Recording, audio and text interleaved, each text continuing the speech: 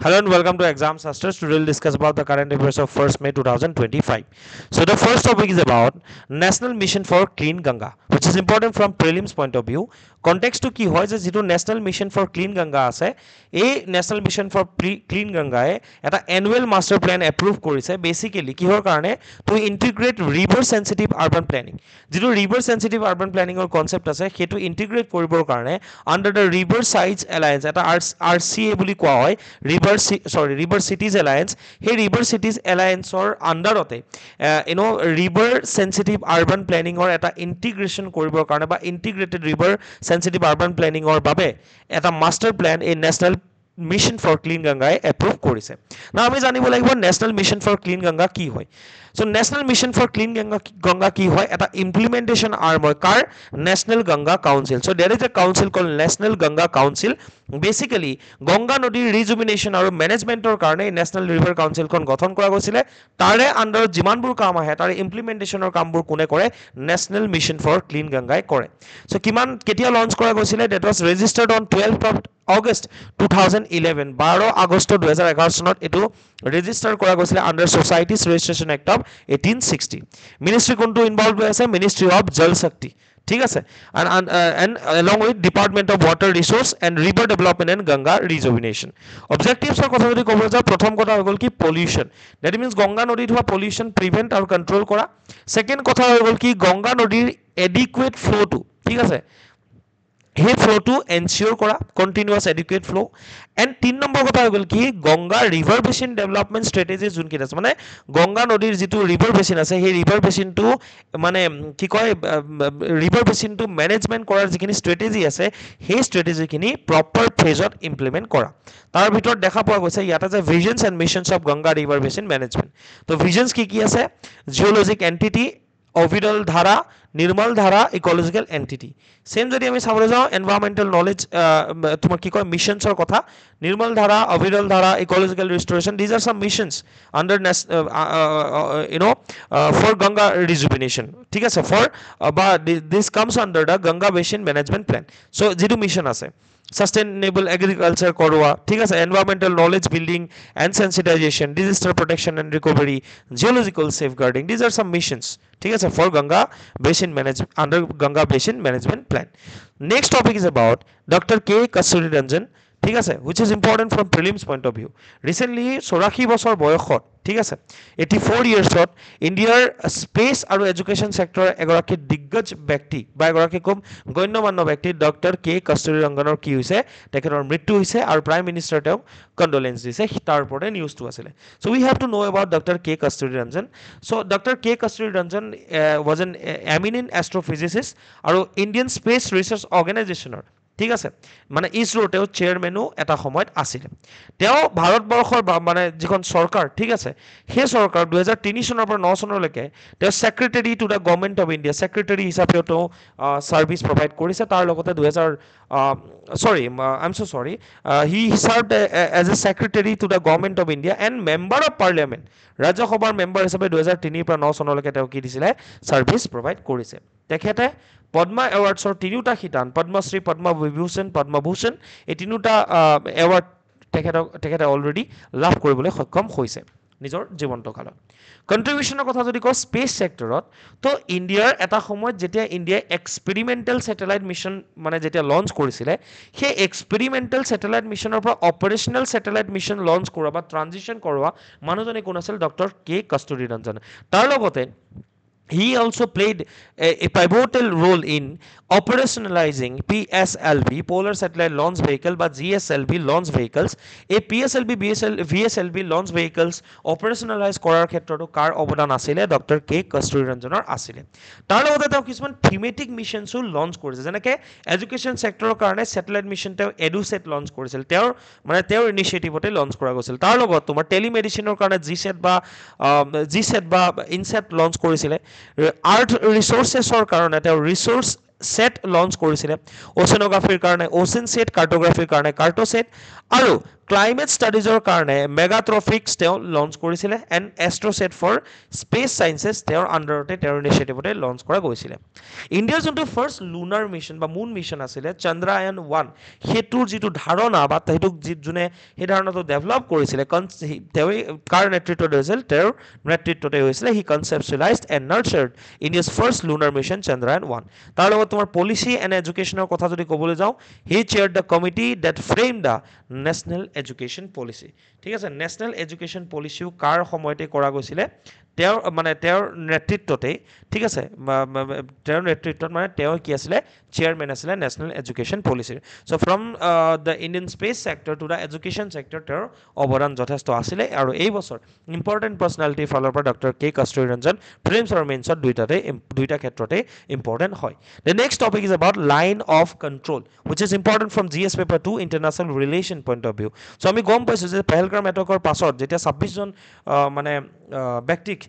যেতিয়া হত্যা কৰা গ'ল ঠিক আছে নৃশংসভাৱে হত্যা কৰা গ'ল তাৰ পৰৱৰ্তী পৰ্যায়ত পাকিস্তানে কি কৰিছে LOCৰ কাষত সিজ ফায়াৰ ভায়োলেশ্যন কৰিছে বুলি এটা নিউজ আহিছে now we have to understand what is LOC see the line of control or LOC it is the de facto military boundary between India and Pakistan Bharat আৰু পাকিস্তানৰ মাজত এটা de facto এইটো কি হয় মিলিটাৰী বাউণ্ডেৰী হয় ঠিক আছে বেসিক্যালি জম্মু এণ্ড কাশ্মীৰ আৰু লাডাখত এই বাউণ্ডেৰীডাল এই যিডাল লাইন এই লাইনডাল কিনি গৈছে জম্মু এণ্ড কাশ্মীৰ আৰু Ladakh so' it is not an internationally recognise treaty মনত ৰাখিবা এইটো কোনো ধৰণৰ আন্তঃৰাষ্ট্ৰীয়ভাৱে এইটো ৰিকগনাইজ কৰা এটা বৰ্ডাৰ নহয় বাট এটা চিজ ফায়াৰ লাইন হয় যি ইণ্ডিয়া আৰু পাকিস্তানে বাইলেটাৰেলি বা দ্বিপাক্ষিকভাৱে চিমলা এগ্ৰিমেণ্টৰ পাছত ঠিক আছে এই লাইন অফ কণ্ট্ৰলক একচেপ্ট কৰিছিলে ঠিক আছে এষ্টাব্লিছড ইন কেতিয়া হৈছে originated from the ceasefire line যোনটো CFL post India Pakistan war of 1947-48ৰ পাছত এই যোনটো কনচেপ্ট আছে চিজ ফায়াৰ লাইন ইয়াৰ পৰা আচলতে ইয়াৰ সূত্ৰপাত হৈছে but it was redefined formally as the line of control following the Simla Agreement signed on July 2nd, 1972 that I have already mentioned. So let's look at the Simla Agreement. তো normally Shimla agreement 2 July 1972 চনত কৰা গৈছিলে between India and Pakistan ক'ত কৰা গৈছিলে চিমলা হিমাচল প্ৰদেশত কৰা গৈছিলে সেই সময়ৰ আমাৰ যিগৰাকী প্ৰধানমন্ত্ৰী ইন্দিৰা গান্ধী আৰু পাকিস্তানৰ প্ৰেছিডেণ্ট জুলফিকাৰ আলী ভুট্টোৰ মাজত এই মানে যিখন তোমাৰ চুক্তি বা ট্ৰিটি যিখন আছিলে এইখন সাইন কৰা গৈছিলে বা এগ্ৰিমেণ্টখন সাইন কৰা গৈছিলে সমঝোতাখন কিয় হৈছিলে বিকজ 1970 ৱাৰত বাংলাদেশ লিবাৰেশ্যন ৱাৰ যেতিয়া হৈছিলে তেতিয়া ইণ্ডিয়ান মিলিটাৰীয়ে বাংলাদেশক ঠিক আছে স্বাধীন কৰিবৰ কাৰণে ইণ্ডিয়ান মিলিটাৰীয়ে হেল্প কৰিছিলে আৰু ইণ্ডিয়ান মিলিটাৰী ঠিক আছে Indian military victory against Pakistan হৈছিলে ঠিক আছে সো বাংলাদেশৰ এই যেটো ক্ৰিয়েশ্যন অফ বাংলাদেশ এই যিখন যুদ্ধ এই যুদ্ধখনৰ পৰৱৰ্তী পৰ্যায়ত এক বছৰ পাছতে সিমলাত এই এগ্ৰিমেণ্টখন কৰা গৈছিলে ঠিক আছে আৰু তাৰ ফলপ্ৰসূতে কি হৈছিলে এই যিডাল ডি ফেক্টো মিলিটাৰী বাউণ্ডেৰী ইণ্ডিয়া আৰু পাকিস্তানৰ মাজত এইডাল কি কৰা গৈছিলে গঠন কৰা গৈছিলে ডেট ৱাজ ৰিকগনাইজড বাইলেটাৰেলি বাট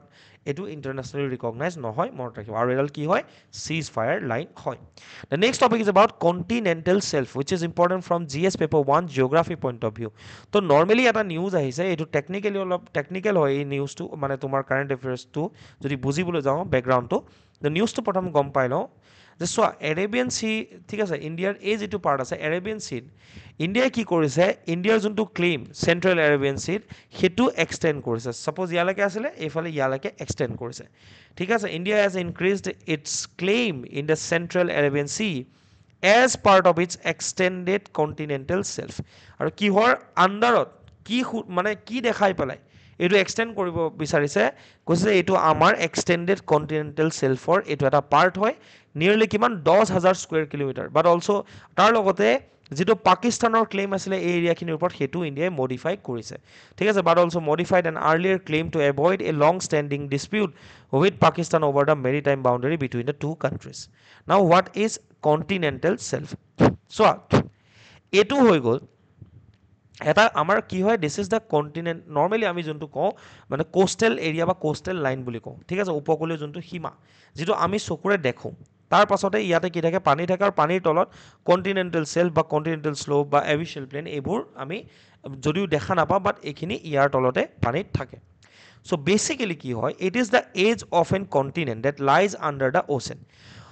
এই যোনটো কণ্টিনেণ্টেল চেল্ফ আছে ঠিক আছে এইটো কি হয় এইটো কণ্টিনেণ্টৰে পাৰ্ট হয় বাট এইটো আমি কিহৰ আণ্ডাৰত থাকে সেইটো পানীৰ তলত থাকে আমি ড্ৰাই লেণ্ডলৈকে দেখিব পাওঁ আমি চকুৰে দেখিব পাৰোঁ কিন্তু কণ্টিনেণ্টেল শ্বেল্ফটো আমি দেখা নাপাওঁ but it is a part of the continent it self and lies under the ocean it is the extension of A coastal states land territory under the C এইটো কি হয় কোষ্টেল ষ্টেট এখনৰ ঠিক আছে যিখন উপকূলীয় ৰাজ্য আছে সেই ৰাজ্যখনৰে এইটো এটা কোষ্টেল টেৰিটৰী হয় বাট under the sea seer তলত থাকে so it is an extension of the coastal states land territory but under the sea মনত ৰাখিবা it extends from the coastline of a continent to a drop off point called the sail break কৰপা ক'লে থাকে normally তোমাৰ coast লাইনৰ পৰা ঠিক আছে normally কৰপা থাকে কোষ্ট লাইনৰ পৰা এই কোষ্ট লাইনৰ পৰা এটা ড্ৰপ অফ পইণ্ট থাকে যেটো কোৱা হয় সেল ব্ৰেক এই সেল ব্ৰেকলৈকে from the coastline coast লাইনৰ পৰা সেল ব্ৰেকৰ মাজৰ যিখিনি এৰিয়া সেইখিনি কোৱা হয় কণ্টিনেণ্টেল সেল্ফ আৰু কি হৈ যায় ফ্ৰম দ্য ব্ৰেক এই ব্ৰেকটোৰ পৰাই the shelf descend towards the deep ocean flooring what it is called continental slope next যোনটো পাৰ্ট থাকে সেল ব্ৰেকৰ পৰা we call it continental slope and that is more steeper in nature the actual boundary of a continent is not its coastline এখন ৰাজ্যৰ বা এখন দেশৰ ঠিক আছে যদি আমি বা যদি নৰ্মেলি আমি এখন এটা বাউণ্ডেৰী ক'ব বিচাৰোঁ এখন কণ্টিনেণ্টৰ বা এখন দেশৰ উপকূলীয় অঞ্চল যোনটো আছে সো সেই বাউণ্ডেৰীটো ইয়াৰ কোষ্ট লাইনটো নহয় কোনটো হয় এই কণ্টিনেণ্টেল সেল্ফ যোনটো আছে this is the actual boundary of a state or continent or a country আৰু এইটো কেনেকৈ ফৰ্ম হয় কণ্টিনেণ্টেল সেল্ফটো ফৰ্ম হয় থ্ৰু for two reasons ঠিক আছে বা দুই ধৰণে হ'ব পাৰে এটা হৈ গ'ল কি অৰ্গেনিক আৰু এটা হৈ গ'ল কি ইনঅৰ্গেনিক মেটেৰিয়েলৰ ডিপজিশ্যনৰ কাৰণে এই কণ্টিনেণ্টেল সেল্ফটো ফৰ্ম হয় আমি গম পাওঁ যে নদী এখন আহি পেলাই ক'ত লগ হয় সাগৰত লগ হয় আৰু নদীখনে নিজৰ যাত্ৰা পথত বিভিন্ন ধৰণৰ চেণ্ড গ্ৰেভেল ৰক এইবোৰ কেৰি কৰে আৰু কেৰি কৰি আনি ইয়াতে কি কৰে ডিপজিট কৰে so' these are an example of inorganic materials আৰু অৰ্গেনিক মেটেৰিয়েল যেনেকৈ নদীখনৰ লগত বিভিন্ন ধৰণৰ গছৰ ৰেমনেন্স বা ৰিমেইনছ থাকিব পাৰে ৰিমেইনছ অফ প্লাণ্টছ বা এনিমেলছ ইয়াত উটি আহিব পাৰে তো আহি পেলাই কি হৈছে ৰেমনেন্সবোৰ আহি পেলাই লাহে লাহে লাহে ইয়াতে জমা হয় আৰু মিলিয়নছ অফ ইয়াৰ্ছৰ পাছত এইটো কি হৈ যায় এটা প্লেইন এৰিয়া মানে নট প্লেইন এৰিয়া এটা লেণ্ড এৰিয়া হিচাপে ই ডেভেলপ হ'ব পাৰে and it is called continental shelf organic materials such as the remains of plants and animals also' accumulated here in the continental shelf ন আমাৰ কাৰণে important কি হৈছে ইণ্ডিয়াই এক্সটেণ্ডেড কণ্টিনেণ্টেল সেল্ফৰ আণ্ডাৰত বা এক্সটেণ্ডেড কণ্টিনেণ্টেল সেল্ফৰ যিটো কনচেপ্ট আছে তাৰ পাৰ্ট হিচাপে ইণ্ডিয়াই এৰেবিয়ান চিত এটা এৰিয়া কি কৰিছে ইনক্ৰিজ কৰিছে ক্লেইম কৰিছে ঠিক আছে চ' ক্লেইম কৰিছে in the central Arabian sea ন চোৱা নৰ্মেলি এখন দেশৰ যদি আমি কাষত সাগৰ চাবলৈ যাওঁ বা মহাসাগৰ যদি আছে তাত কোনটো এৰিয়ালৈকে এখন দেশৰ কণ্ট্ৰল থাকিব পাৰে চ' প্ৰথম কথা হৈ গ'ল কি তোমালোকে যদি ইয়াতে ভালকৈ চোৱা দিছ ইজ দ্য কোষ্ট লাইন য'লৈকে আমি দেখা পাওঁ তাৰ পাছত কি হৈ যায় এই কোষ্ট লাইনৰ পৰা 12 নটিকেল মাইলছলৈকে যিটো এৰিয়া থাকে this is called territorial sea আৰু এই 12 নটিকেল মাইলছৰ পৰা 200 নটিকেল মাইলছলৈকে যোনটো এৰিয়া থাকে this is called EEZ that is exclusive economic zone ঠিক আছে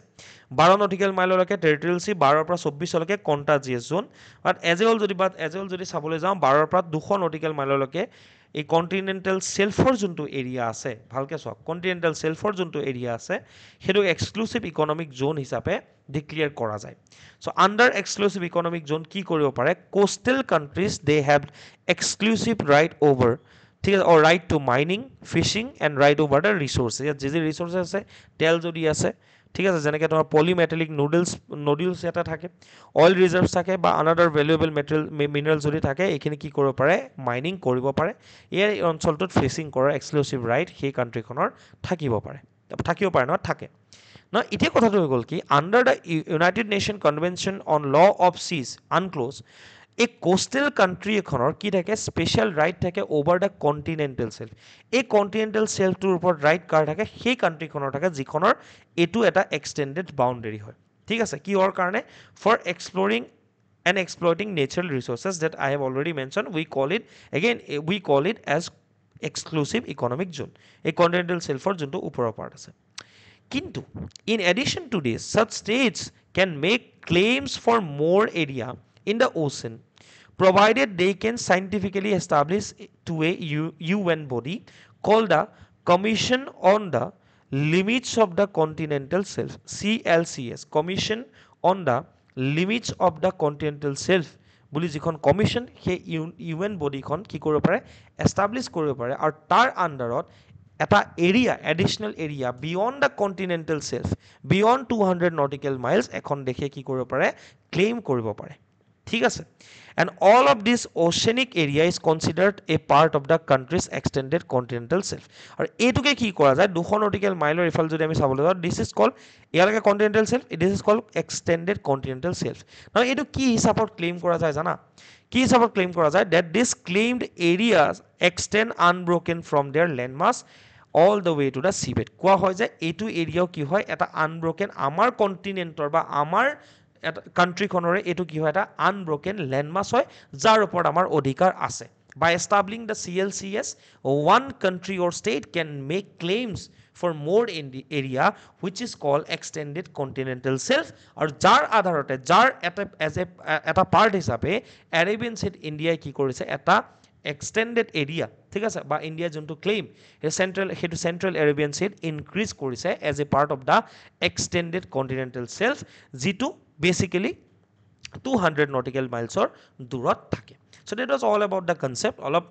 ইম্পৰ্টেণ্ট হয় অলপ টেকনিকেল হয় লাহেকে পজ কৰি বুজি ল'বা পঢ়ি পেলাই আৰু এই টপিকটো GS1 জিঅ'গ্ৰাফি পইণ্ট অফ ভিউৰ পৰা ইম্পৰ্টেণ্ট আছিলে ঠিক আছে মই এটা বস্তু ইয়াতে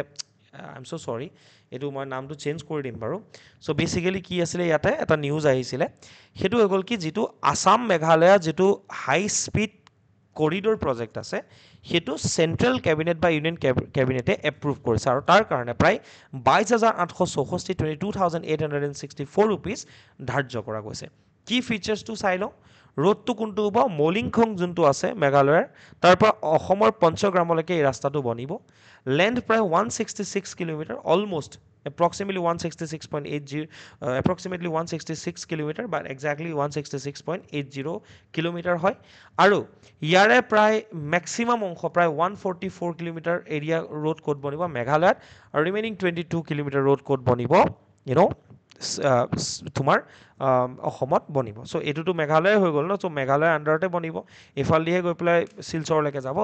সো সেইটোৱে কথা ঠিক আছে সো ম্যাক্সিমাম পাৰ্ট কোড বনিব মেঘালয়ত বনিব হাইৱে কথা যদি কয় it is a part of national highway 6 কষ্টটো মই অলৰেডি ক'লো ইমপ্লিমেণ্টেশ্যন মোডটো মনত ৰাখিবা হাইব্ৰিড এনুইটি মডেল বুলি কোৱা হয় কানেক্টিভিটি ইম্প্ৰুভমেণ্টছৰ কথা যদি কওঁ কি কৰিব কানেক্টিভিটি কেনেকৈ ইম্প্ৰুভ কৰিব ই শ্বিলং আৰু শিলচৰৰ মাজত যোনটো দূৰত্ব বা ট্ৰেভেল এফিচিয়েঞ্চি এইটো বৃদ্ধি কৰিব তাৰ লগতে national highway 27 national highway 106 national highway 206 and national highway 37ৰ লগতো বেটাৰ এক্সেচিবিলিটি এই হাইৱেটোৱে দিব তাৰ লগতে ই কি কৰিব ফাৰ্ডাৰ আমি যদি মেপখন যদি চাবলৈ যাওঁ ঠিক আছে মেপখন যদি চাবলৈ যাওঁ তেতিয়াহ'লে আমি এটা কথা গম পাওঁ দিছ ইজ মেঘালয় আৰু এনেকেই বনিব এইফালৰ পৰা বুলি এনেকৈ গৈ পেলাই তোমাৰ ইয়ালৈকে বনিব চ' ই ফাৰ্ডাৰ কি কৰিব যদি কোনোবা ছাপ'জ বোলে এখন লজিষ্টিক ভৰ্তি ট্ৰাক কিছুমান যদি ইয়াৰ পৰা মিজোৰামলৈ নিব লাগে নৰ্মেলি কেনেকৈ যায় এনেকৈ যাব না এটি কি কৰিব পাৰিব এইটো ৰোড বাইপাছ কৰি এই যোনটো হাই স্পীড কৰিডৰ আছে এই কৰিডৰটোদি যাব পাৰিব তাৰ লগতে এইফালেদি টুৰিজিম এই এৰিয়াটোত ডেভেলপ হ'ব পাৰিব লজিষ্টিক তোমাৰ যোনটো এফিচিয়েঞ্চি সেইটো ইয়াতে বৃদ্ধি পাব তাৰ লগতে তোমাৰ ত্ৰিপুৰা মিজোৰাম নাগালেণ্ড বা মণিপুৰ এইবিলাকৰ লগত আমাৰ কি হ'ব কানেক্টিভিটি আৰু ভাল হ'ব আৰু এজ এ নৰ্থ ইষ্টৰ টুৰিজিম ডেভেলপমেণ্ট হ'ব ঠিক আছে ইকনমিক আৰু ছ'চিয়েল বেনিফিটটো মই কৈ দিব বিচাৰিছোঁ boost to national logistic efficiency বৃদ্ধি পাব তাৰ লগত তোমাৰ মেঘালয়ত ইণ্ডাষ্ট্ৰিয়েলাইজেশ্যন বা ইণ্ডাষ্ট্ৰিয়েল ডেভেলপমেণ্ট হ'ব সম্ভৱ হ'ব তাৰ লগতে নৰ্থ ইষ্ট ইণ্ডিয়াত টুৰিজিম প্ৰমোট হ'ব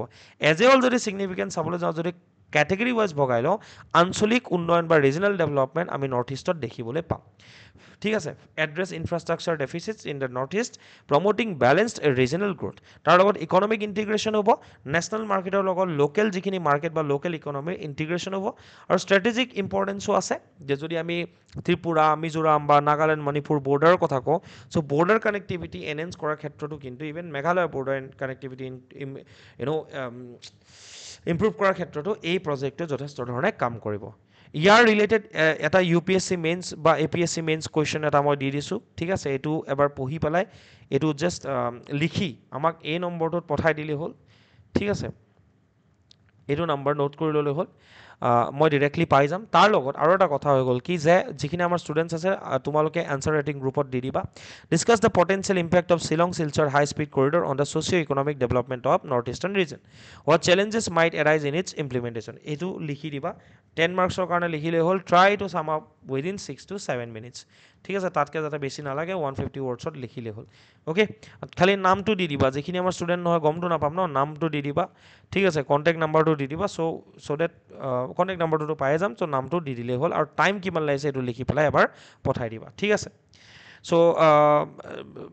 ডেটছ অল ফৰ টুডে ঠিক আছে আৰু এইটোৱে তোমাৰ আজিৰ প্ৰিলিমছ অৰিয়েণ্টেড কুৱেশ্যন হয়